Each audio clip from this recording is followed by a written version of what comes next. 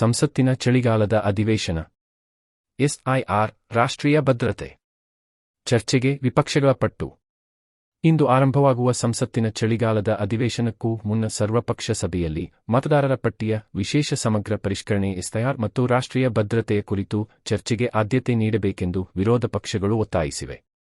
ಈ ನಡುವೆ ಸಂಸತ್ತಿನ ಸುಗಮ ಕಾರ್ಯಕಲಾಪಕ್ಕಾಗಿ ಎಲ್ಲರನ್ನೂ ವಿಶ್ವಾಸಕ್ಕೆ ತೆಗೆದುಕೊಳ್ಳುವುದಾಗಿ ಸರ್ಕಾರ ಹೇಳಿದೆ. ಚಳಿಗಾಲದ ಅಧಿವೇಶನಕ್ಕೂ ಮುನ್ನ ಸರ್ಕಾರ ಕರೆದ ಸರ್ವಪಕ್ಷ ಸಭೆಯಲ್ಲಿ 36 ರಾಜಕೀಯ ಪಕ್ಷಗಳ 50 ನಾಯಕರು ಹಾಜರಿದ್ದರು. ರಕ್ಷಣಾ ಸಚಿವ ರಾಜನಾಥ ಸಿಂಗ್, ಕೇಂದ್ರ ಸಚಿವ ಜೆ.ಪಿ.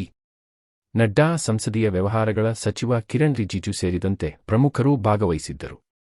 ಸಭೆಯಲ್ಲಿ ಎಸ್ಐಆರ್ ಹೊರತಾಗಿ ದೆಹಲಿ ಸ್ಫೋಟದ ಬಳಿಕ ಉಂಟಾಗಿರುವ ರಾಷ್ಟ್ರೀಯ ಭದ್ರತೆ, ಕಳವಳ ಮತ್ತು ಕಾರ್ಮಿಕ ಸಂಹಿತೆ ಕುರಿತಾದ ವಿಷಯಗಳನ್ನು ನಾಯಕರು ಪ್ರಸ್ತಾಪಿಸಿದ್ದಾರೆ. ರಾಜಕೀಯ ಪಕ್ಷಗಳಲ್ಲಿ ಭಿನ್ನಾಭಿಪ್ರಾಯ ಸಹಜ. ಆದರೆ ಕಲಾಪಕ್ಕೆ ತೊಂದರೆಯಾಗದಂತೆ ನೋಡಿಕೊಳ್ಳಬೇಕು. ಇದರಿಂದ ಪ್ರಜಾಪ್ರಭುತ್ವ ಗಟ್ಟಿಗೊಳ್ಳುತ್ತದೆ, ಸಂಸತ್ತಿನ ಘನತೆ ಹೆಚ್ಚುತ್ತದೆ. ಸುಗಮ ಕಲಾಪಕ್ಕೆ ಅನುವು ಮಾಡಿಕೊಡುವಂತೆ ಕಿರಣ್ ರಿಜಿಜು ಮನವಿ ಮಾಡಿದ್ದಾರೆ. ಎಸ್ಐಆರ್ ಕುರಿತು ಚರ್ಚೆಗೆ ವಿರೋಧ ಪಕ್ಷಗಳ ಬೇಡಿಕೆ ಪರಿಗಣಿಸಲಾಗುತ್ತದೆಯೇ ಎಂದು ಕೇಳಿದಾಗ ಕಾರ್ಯಸೂಚಿಯನ್ನು ಕಲಾಪ ಸಲಹಾ ಸಮಿತಿ ಸಭೆ ಬಿಎಸಿ ನಿರ್ಧರಿಸುತ್ತದೆ ಎಂದಷ್ಟೇ ಹೇಳಿದ್ದಾರೆ. Opposition party, there are many floor leaders who are interested in running the house and also raising the issue. So it is not correct that all the opposition parties are prepared to stall the parliament proceedings by raising SIR issue only. The issue came up, but it is not that they are not interested to run the parliament. नहीं, ये देखिए, मैं फिर से बोल रहा हूँ, इसमें देखिए हम पार्लियामेंट शुरू होने से पहले हम गतिरोध को दूसरे तरीके में हम नहीं ले जाना चाहते. मेरा फिर से मैं कहना चाहता हूँ, ऑपोजिशन पार्टी ने कई मुद्दे रखे हैं, एसआईआर भी उनमें से एक है. लेकिन ये कहना कि एसआईआर को लेकर के पार्लियामेंट चलने नहीं देंगे, ऐसा सब पॉलिटिकल पार्टी ने नहीं कहा है. अगर किसी ने बाहर में स्टेटमेंट दिया है, उसको सामूहिक स्टेटमेंट नहीं मानना चाहिए. मैं बहुत पॉजिटिव हिसाब से देख रहा हूं कि ये शीतकालीन सत्र अच्छी तरह से चलेंगे. मैंने सुबह भी कहा है, ये शीतकालीन सत्र है, सब ठंडे दिमाग से सोच करके काम करना है. ತಮಿಳುನಾಡಿನಲ್ಲಿ 2 ಸರ್ಕಾರಿ ಬಸ್ಸುಗಳು ಡಿಕ್ಕಿ, 11 ಮಂದಿ ಸಾವು, 20 ಜನರಿಗೆ ಗಾಯ. ತಮಿಳುನಾಡಿನ ಶಿವಗಂಗಾ ಬಳಿ ಭಾನುವಾರ 2 ಸರ್ಕಾರಿ ಬಸ್ಸುಗಳು ಮುಖಾಮುಖಿ ಡಿಕ್ಕಿ ಹೊಡೆದ ಪರಿಣಾಮ 11 ಜನರು ಸಾವನ್ನಪ್ಪಿದ್ದು 25ಕ್ಕೂ ಹೆಚ್ಚು ಜನರು ಗಾಯಗೊಂಡಿದ್ದಾರೆ ಎಂದು ಪೊಲೀಸರು ತಿಳಿಸಿದ್ದಾರೆ. ಹಿರಿಯ ಜಿಲ್ಲಾ ಪೊಲೀಸ್ ಅಧಿಕಾರಿಯೊಬ್ಬರ ಪ್ರಕಾರ ಸಂಜೆ ಸಂಭವಿಸಿದ ಅಪಘಾತದಲ್ಲಿ 8 ಮಹಿಳೆಯರು, 2 ಪುರುಷರು ಮತ್ತು 1 ಮಗು ಸೇರಿದಂತೆ 11 ಜನರು ಸ್ಥಳದಲ್ಲೇ ಸಾವನ್ನಪ್ಪಿದ್ದಾರೆ. ಗಾಯಾಳುಗಳನ್ನು ಚಿಕಿತ್ಸೆಗಾಗಿ ಸರ್ಕಾರಿ ಸೌಲಭ್ಯಗಳಿಗೆ ಸಾಗಿಸಲಾಗಿದೆ ಎಂದು ಹಿರಿಯ ಅಧಿಕಾರಿ ತಿಳಿಸಿದ್ದಾರೆ. ಅಪಘಾತ ಮತ್ತು ಜೀವಹಾನಿಯ ಬಗ್ಗೆ ಮುಖ್ಯಮಂತ್ರಿ ಎಂ.ಕೆ. ಸ್ಟಾಲಿನ್ ಆಘಾತ ಮತ್ತು ದುಃಖ ವ್ಯಕ್ತಪಡಿಸಿದ್ದಾರೆ. ಸಂತ್ರಸ್ತರಿಗೆ ಎಲ್ಲಾ ಸಹಾಯವನ್ನು ನೀಡುವಂತೆ ಮತ್ತು ಗಾಯಾಳುಗಳಿಗೆ ಸೂಕ್ತ ಚಿಕಿತ್ಸೆ ನೀಡಬೇಕೆಂದು ಜಿಲ್ಲಾಧಿಕಾರಿ ಮತ್ತು ಜಿಲ್ಲಾ ಉಸ್ತುವಾರಿ ಸಚಿವ ಕೆ.ಆರ್. ಪೆರಿಯಕರುಪ್ಪನ್ ಅವರಿಗೆ ನಿರ್ದೇಶನ ನೀಡಿದ್ದೇನೆ ಎಂದು ಮುಖ್ಯಮಂತ್ರಿ ಹೇಳಿದರು. ಮೃತರ ಕುಟುಂಬಗಳಿಗೆ ತಲಾ 3 ಲಕ್ಷ ರೂಪಾಯಿ ಮತ್ತು ಗಂಭೀರವಾಗಿ ಗಾಯಗೊಂಡವರಿಗೆ 1 ಲಕ್ಷ ರೂಪಾಯಿ ಪರಿಹಾರವನ್ನು ಅವರು ಘೋಷಿಸಿದರು. ಸಣ್ಣಪುಟ್ಟ ಗಾಯಗಳಾದವರಿಗೆ 50,000 ರೂಪಾಯಿ ಪರಿಹಾರವನ್ನು ಮುಖ್ಯಮಂತ್ರಿ ಘೋಷಿಸಿದ್ದಾರೆ.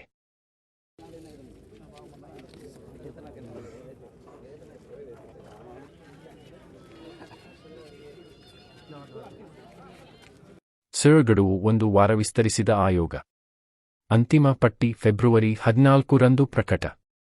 ದೇಶದ 9 ರಾಜ್ಯ ಹಾಗೂ 3 ಕೇಂದ್ರಾಡಳಿತ ಪ್ರದೇಶಗಳಲ್ಲಿ ನಡೆಯುತ್ತಿರುವ ಮತದಾರರ ಪಟ್ಟಿಯ ವಿಶೇಷ ಸಮಗ್ರ ಪರಿಷ್ಕರಣೆ ಎಸ್ಐಆರ್ ಪ್ರಕ್ರಿಯೆಯ ವಿವಿಧ ಹಂತಗಳ ಅಂತಿಮ ಗಡುವನ್ನು ಕೇಂದ್ರ ಚುನಾವಣಾ ಆಯೋಗವು 1 ವಾರ ವಿಸ್ತರಿಸಿದೆ.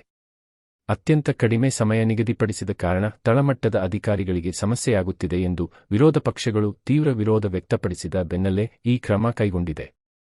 ಪಟ್ಟಿಗೆ ಹೆಸರು ಸೇರ್ಪಡೆಯ ಅರ್ಜಿ ನಮೂನೆ ವಿತರಣೆ ಗಡುವನ್ನು ಡಿಸೆಂಬರ್ 4ರ ಬದಲಾಗಿ 11ರವರೆಗೂ ವಿಸ್ತರಿಸಿದೆ. ಡಿಸೆಂಬರ್ 9ಕ್ಕೆ ನಿಗದಿಯಾಗಿದ್ದ ಮತದಾರರ ಪಟ್ಟಿ ಪ್ರಕಟಣೆಯನ್ನು ಡಿಸೆಂಬರ್ 16ಕ್ಕೆ ಮುಂದೂಡಲಾಗಿದೆ. ಅಂತಿಮ ಮತದಾರರ ಪಟ್ಟಿಯನ್ನು 2026ರ ಫೆಬ್ರವರಿ 7ರ ಬದಲಾಗಿ ಫೆಬ್ರವರಿ 14ರಂದು ಪ್ರಕಟಿಸಲಾಗುವುದು ಎಂದು ಚುನಾವಣಾ ಆಯೋಗವು ಹೊರಡಿಸಿದ ಪ್ರಕಟಣೆಯಲ್ಲಿ ತಿಳಿಸಿದೆ. ವಿವಿಧ ರಾಜ್ಯಗಳಲ್ಲಿ ಈಗಾಗಲೇ ನಡೆಯುತ್ತಿರುವ ಎಸ್ಐಆರ್ ಪ್ರಕ್ರಿಯೆಯ ಕುರಿತಂತೆ ಸಂಬಂಧಿಸಿದ ರಾಜ್ಯಗಳ ಮುಖ್ಯ ಚುನಾವಣಾ ಅಧಿಕಾರಿಗಳ ಜೊತೆಗೆ ಕೇಂದ್ರ ಚುನಾವಣಾ ಆಯೋಗದ ಅಧಿಕಾರಿಗಳು ಸಭೆ ನಡೆಸಿದ ಬಳಿಕ ಈ ತೀರ್ಮಾನ ಕೈಗೊಳ್ಳಲಾಗಿದೆ ಎಂದು ಅಧಿಕಾರಿಯೊಬ್ಬರು ತಿಳಿಸಿದ್ದಾರೆ. ನ್ಯಾಷನಲ್ ಹೆರಾಲ್ಡ್ ಪ್ರಕರಣ. ಇಡಿ ಹೊಸ ಎಫ್ಐಆರ್ ದಾಖಲು. ನ್ಯಾಷನಲ್ ಹೆರಾಲ್ಡ್ ಪ್ರಕರಣಕ್ಕೆ ಸಂಬಂಧಿಸಿದಂತೆ ಕಾಂಗ್ರೆಸ್ ನಾಯಕಿ ಸೋನಿಯಾ ಗಾಂಧಿ, ಲೋಕಸಭೆ ವಿರೋಧ ಪಕ್ಷದ ನಾಯಕ ರಾಹುಲ್ ಗಾಂಧಿ ಮತ್ತು ಇತರ ಆರೋಪಿಗಳ ವಿರುದ್ಧ ದೆಹಲಿ ಪೊಲೀಸರು ಎಫ್ಐಆರ್ ದಾಖಲಿಸಿದ್ದಾರೆ. ವೈಯಕ್ತಿಕ ಲಾಭಕ್ಕಾಗಿ ಗಾಂಧಿ ಕುಟುಂಬ ತಮ್ಮ ಸ್ಥಾನವನ್ನು ದುರುಪಯೋಗಪಡಿಸಿಕೊಂಡಿದೆ ಎಂದು ಆರೋಪಿಸಲಾಗಿದೆ. ಹಣ ಅಕ್ರಮ ವರ್ಗಾವಣೆ ಪ್ರಕರಣದ ತನಿಖೆಯ ಭಾಗವಾಗಿ ಜಾರಿ ನಿರ್ದೇಶನಾಲಯ ಇಡಿ ನೀಡಿದ ದೂರಿನ ಆಧಾರದಲ್ಲಿ ಎಫ್ಐಆರ್ ದಾಖಲಾಗಿದೆ. ದೆಹಲಿ ಪೊಲೀಸರ ಆರ್ಥಿಕ ಅಪರಾಧಗಳ ವಿಭಾಗ ಯುಡಬ್ಲ್ಯೂ ಅಕ್ಟೋಬರ್ 3ರಂದು ಗಾಂಧಿ ಕುಟುಂಬ ಮತ್ತು ಇತರ 7 ಜನರ ವಿರುದ್ಧ ಪ್ರಕರಣದ ದಾಖಲಿಸಿದೆ ಎಂದು ಮೂಲಗಳು ತಿಳಿಸಿವೆ. ಸೋನಿಯಾ, ರಾಹುಲ್, ಕಾಂಗ್ರೆಸ್ ನಾಯಕರಾದ ಸುಮನ್ ದುಬೆ, ಸ್ಯಾಮ್ ಪಿತ್ರೋಡಾ, ಯಂಗ್ ಇಂಡಿಯನ್ ಮತ್ತು ಡಾಟೆಕ್ಸ್ ಮರ್ಚೆಂಡೈಸ್ ಲಿಮಿಟೆಡ್, ಡಾಟೆಕ್ಸ್ನ ಪ್ರವರ್ತಕ Sunil Bhandari, Associated Journals Limited AJL ಮತ್ತು ಇತರ ಅಪರಿಚಿತರ ವಿರುದ್ಧ ಐಪಿಸಿ ಕಲಂ 120(ಬಿ) ಕ್ರಿಮಿನಲ್ ಪಿತೂರಿ, 403 ಆಸ್ತಿಯ ದುರುಪಯೋಗ, 406 ನಂಬಿಕೆ ಉಲ್ಲಂಘನೆ, 420 ವಂಚನೆ ಅಡಿಯಲ್ಲಿ ಆರೋಪ ಹೊರಿಸಲಾಗಿದೆ.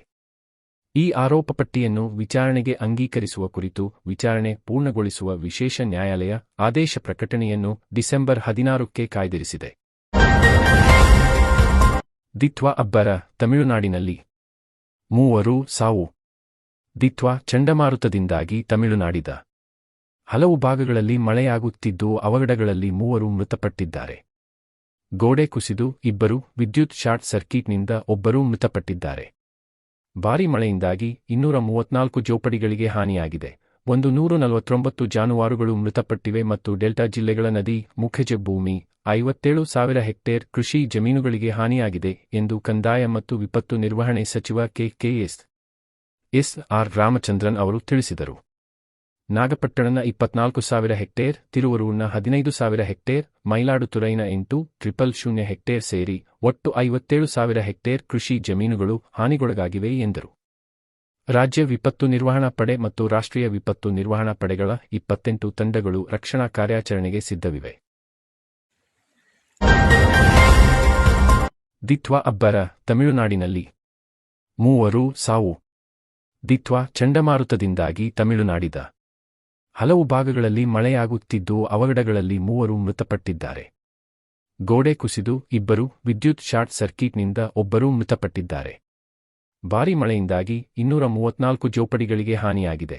149 ಜಾನುವಾರುಗಳು ಮೃತಪಟ್ಟಿವೆ ಮತ್ತು ಡೆಲ್ಟಾ ಜಿಲ್ಲೆಗಳ ನದಿ ಮುಖಜ ಭೂಮಿ 57,000 ಹೆಕ್ಟೇರ್ ಕೃಷಿ ಜಮೀನುಗಳಿಗೆ ಹಾನಿಯಾಗಿದೆ ಎಂದು ಕಂದಾಯ ಮತ್ತು ವಿಪತ್ತು ನಿರ್ವಹಣೆ ಸಚಿವ ಕೆ.ಎಸ್. ಆರ್. ರಾಮಚಂದ್ರನ್ ಅವರು ತಿಳಿಸಿದರು. ನಾಗಪಟ್ಟಣನ 24,000 ಹೆಕ್ಟೇರ್, ತಿರುವರೂರ್ನ 15,000 ಹೆಕ್ಟೇರ್, ಮೈಲಾಡುತುರೈನ 8,000 ಹೆಕ್ಟೇರ್ ಸೇರಿ ಒಟ್ಟು 57,000 ಹೆಕ್ಟೇರ್ ಕೃಷಿ ಜಮೀನುಗಳು ಹಾನಿಗೊಳಗಾಗಿವೆ ಎಂದರು. ರಾಜ್ಯ ವಿಪತ್ತು ನಿರ್ವಹಣಾ ಪಡೆ ಮತ್ತು ರಾಷ್ಟ್ರೀಯ ವಿಪತ್ತು ನಿರ್ವಹಣಾ ಪಡೆಗಳ 28 ತಂಡಗಳು ರಕ್ಷಣಾ ಕಾರ್ಯಾಚರಣೆಗೆ ಸಿದ್ಧವಿವೆ. ನಾನು ಯಾವತ್ತೂ ಗುಂಪುಗಾರಿಕೆ ಮಾಡುವುದಿಲ್ಲ. ನನ್ನ ಮತ್ತು ಮುಖ್ಯಮಂತ್ರಿ ಸಿದ್ದರಾಮಯ್ಯ ಮಧ್ಯೆ ಯಾವುದೇ ಭಿನ್ನಾಭಿಪ್ರಾಯ ಇಲ್ಲ. ನಾನು ಯಾವತ್ತೂ ಗುಂಪುಗಾರಿಕೆ ಮಾಡುವುದಿಲ್ಲ, ಬೆನ್ನಿಗೆ ಚೂರಿ ಹಾಕುವುದಿಲ್ಲ ಎಂದು ಉಪ ಮುಖ್ಯಮಂತ್ರಿ ಡಿ.ಕೆ. ಶಿವಕುಮಾರ್ ಹೇಳಿದರು. ಸುದ್ದಿಗಾರರ ಪ್ರಶ್ನೆಗಳಿಗೆ ಭಾನುವಾರ ಪ್ರತಿಕ್ರಿಯಿಸಿದ ಅವರು, ನಾವೆಲ್ಲರೂ ಒಟ್ಟಿಗೆ ಕೆಲಸ ಮಾಡುತ್ತಿದ್ದೇವೆ. ರಾಜ್ಯದ ಜನ ನಮ್ಮ ಮೇಲೆ ಬಹಳ ನಿರೀಕ್ಷೆ ಹೊಂದಿದ್ದು, ನಾವು ಅದಕ್ಕೆ ತಕ್ಕಂತೆ ಕೆಲಸ ಮಾಡಬೇಕು. 2028ರ ಚುನಾವಣೆ ನಮ್ಮ ಮುಂದಿನ ಗುರಿಯೇ ಎಂದರು. ನಾನು ದೆಹಲಿಗೆ ಹೋದರೆ ಒಬ್ಬನೇ ಹೋಗುತ್ತೇನೆ. 8-10 ಶಾಸಕರನ್ನು ಜೊತೆಯಲ್ಲಿ ಕರೆದುಕೊಂಡು ಹೋಗುವುದು ದೊಡ್ಡ ವಿಚಾರವಲ್ಲ. ನಾನು ಅಧ್ಯಕ್ಷ ಸ್ಥಾನದಲ್ಲಿ ಇರುವಾಗ ಎಲ್ಲರನ್ನೂ ಒಟ್ಟಾಗಿ ಕರೆದುಕೊಂಡು ಹೋಗಬೇಕು. 140 ಶಾಸಕರು ನಮ್ಮ ನಾಯಕರೇ. ಯಾರಿಗೂ ತಾರತಮ್ಯ ಮಾಡಲ್ಲ ಎಂದರು. Conversation going on with the BJP. No, myself, Chief Minister, will have to work out a strategy. We wanted all-party meeting on various issues connected to the water, funds, maize, sugarcane. All these things are big issues.